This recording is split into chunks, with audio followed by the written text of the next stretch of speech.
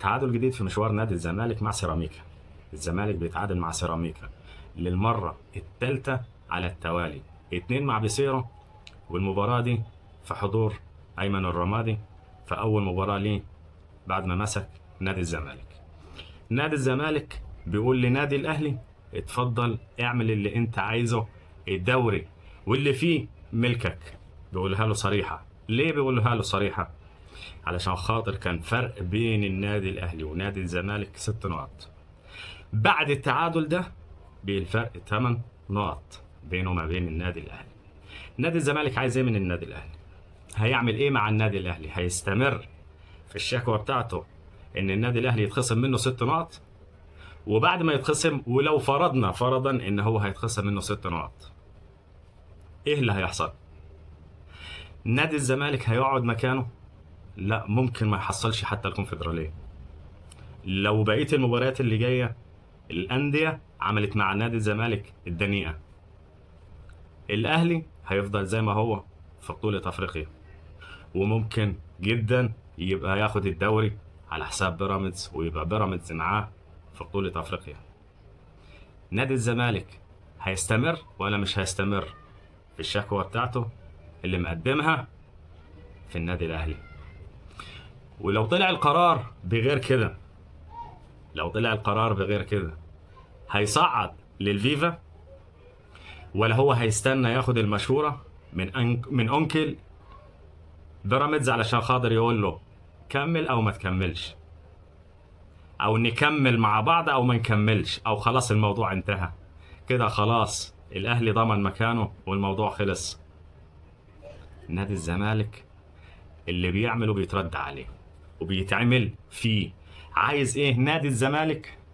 مش عارف. عايزة ايه إدارة نادي الزمالك؟ مش عارف.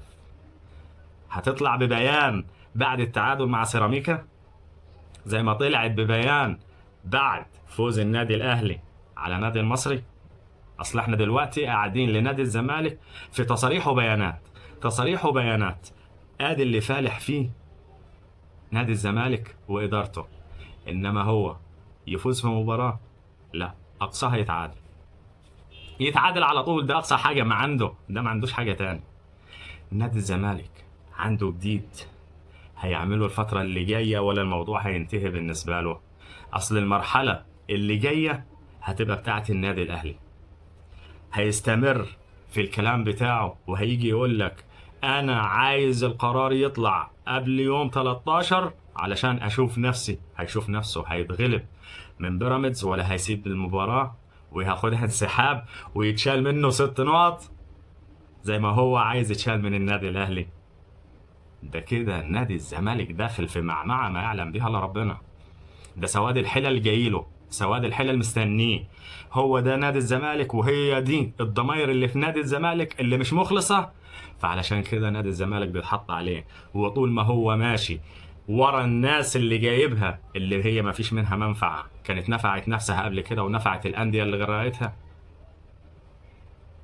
جايبينها لنادي الزمالك علشان يحط عليها ويغرقها هو التاني. خلاص خليكم ماشيين وراه. ما احنا كده خلاص نيدو وميمو وعليه العوض في نادي الزمالك الفترة اللي جاية. اصلحوا، ربنا يصلح لكم الحال.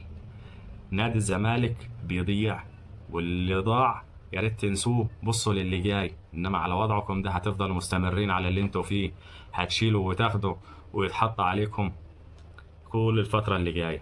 النادي الاهلي اعتلى صدارة الدوري، ولما بيعتلي صدارة الدوري ما بيحبش ينزل. في حد هيعديه؟ اللي هيعديه البنك الاهلي حط عليه.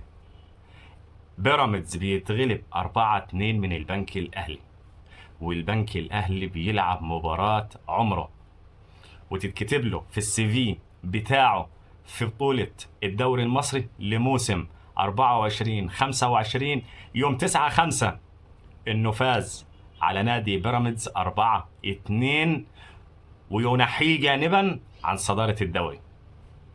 بيراميدز راح فابو بلاش، راح في بلاش، الفاضي ظهر على حقيقته. نادي بيراميدز الفاضي فعلا، وكنا بنقول ان هو فاضي لولا التحكيم اللي بيسنده. بس اهو فعلا بيثبت ان هو فاضي وظهر على حقيقته. البنك الاهلي بيديله هدفين في اول ربع ساعه من الشوط الاول وبيسيبه يلعب. بينزل الشوط الثاني بيضغط على البنك الاهلي بيجيب التعادل.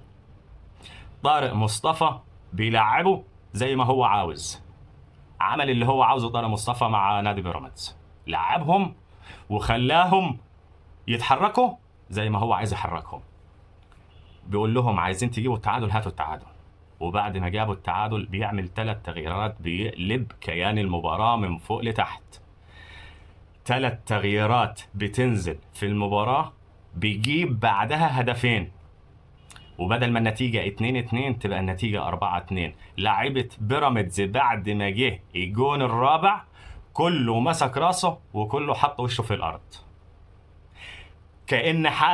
كأن حالهم بيقولوا لبعض كده احنا مش قادرين نجيب هدف الفوز، هنجيب هدفين ونجيب التالت علشان خاطر نفوز. نادي البنك الأهلي خلص على حاجة اسمها بيراميدز ونهى عليها إكلينيكيا بعد ما جاب الهدفين. نادي بيراميدز كان بيلعب حلاوة روح وخلاص بعد ما جه فيه الهدفين. يورزيتش اللي هو بيتنطط على الخط، ولا فيروفيتش ولا فرخافيتش، ده اللي بيتنطط على الخط بره، احلى حاجه فيه ان هو يعمل تغييرات، يطلع مدافعين علشان ينزل مهاجمين ويقعد يتنطط على الخط، حتى لو ماليش حد يتكلم معاه بيتشكل مع نفسه، بيكلم نفسه فقط لا غير، بيعمل حاجه في المباراه ما بيعملش حاجه. نادي بيراميدز الفاضي بيجي قدام البنك الاهلي وبيثبت فعلا ان هو فاضي، وفاضي من تاني مباراة ليه بعد مباراته اللي فاتت اللي اتغلبها من فرقه 3-2. يعني بيراميدز شايل 7 أهداف في مباراتين. بيراميدز شايل 7 أهداف في مباراتين. ده نادي بيراميدز وده آخره، والنادي الأهلي اعتلى صدارة الدوري. يا بهوات يلي ماسكين الزمالك وماسكين بيراميدز، هتعملوا ايه في الفترة اللي جاية؟ مباراتكم اللي جاية مع بعض هتعملوا فيها ايه؟ ولا هتسيبوها وتشوفوها للظروف؟ هتسيبوها للظروف تمشي؟ النادي الأهلي تصدر الدوري، وتصدر الدوري بمجهوده، وأندية عملت اللي عليها وحطت على الزمالك وحطت على بيراميدز علشان تثبت فعلا لا في نادي اسمه زمالك ولا في نادي اسمه بيراميدز، والناس دي والأندية دي فاضية. النادي الأهلي بيعتلي صدارة الدوري. نقول إن الأهلي أخذ الدوري، أقول له لا، الأهلي معاه يلعب كل المباريات اللي جاية لغاية آخر مباراة يفوزها. هو ده النادي الأهلي. بس نقول في الوقت الحالي لجمهور النادي الأهلي الجدع الأصيل اللي كان ورا النادي الأهلي، ألف مبروك لجمهور النادي الأهلي وللنادي الأهلي صدارة الدوري المصري.